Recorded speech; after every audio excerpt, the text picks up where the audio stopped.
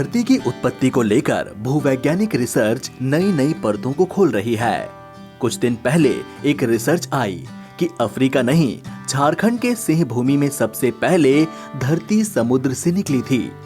यह research America के एक प्रतिष्ठित journal proceedings of the national academy of science में प्रकाशित हुई।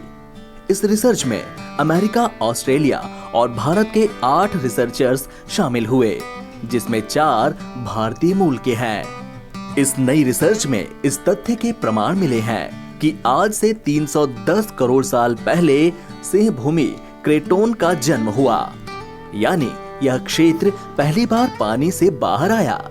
दूसरी तरफ भारतीय पुरातत्व सर्वेक्षण के रिसर्च में ये बात सामने आई है कि झारखंड इलाका दुनिया की सबसे प्राचीनतम सभ्यता संस्कृति में से एक रहा होगा।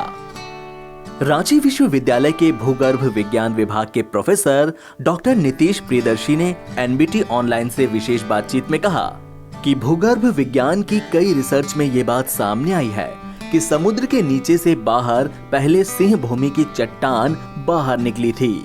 सिंह भूमि इलाके में बालुई पत्थर के जो अवशेष मिले हैं, ये पत्थर समुद्र के नीचे से धरती के ऊपर आने की प्रामाणिकता को दर्शाता है। भूवैज्ञानिकों ने अपनी रिसर्च में पाया कि बलुआ पत्थर में प्राचीन नदी चैनल, ज्वार भाटा और तट करीब 3.2 अरब साल पुराने होने के भूगर्भीय संकेत मिलते हैं। इससे पता चलता है कि धरती का यही इलाका सबसे पहले समुद्र से बाहर निकला था।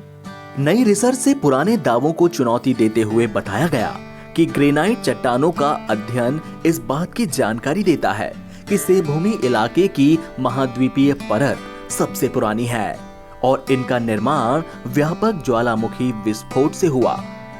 ये विस्फोट धरती के अंदर 35 से 45 किलोमीटर की गहराई में हुआ।